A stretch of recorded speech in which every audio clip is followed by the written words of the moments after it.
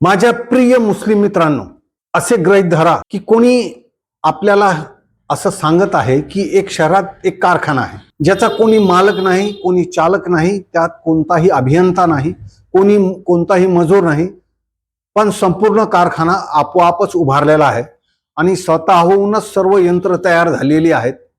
सर्व यंत्रे स्वतःहूनच आपापल्या ठिकाणी बसलेली आहेत. बिना इंधनचे आपोआपच सर्व यंत्रे चालत आहेत आणि स्वतःहूनच त्यांच्यातून वस्तू तयार होऊन बाहेर पडत आहेत. खरे सांगा, कोणी असे म्हणत असेल तर आपण त्यावर विश्वास ठेवाल का? त्याचे डोके तर फिरले नाही अशी शंका आपल्या मनात येणार का नाही?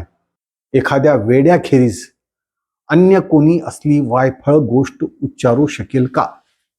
नाही ना.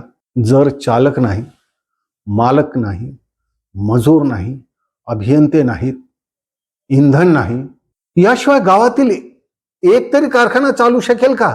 तार्किक दृष्ट्या विचार करा. या जगाचा कारखाना बरं कसं चालत असेल बरे? नक्कीच कोणीतरी या जगरूपी कारखान्याचा मालक, चालक आणि अभियंता आहे, डिझायनर आहे.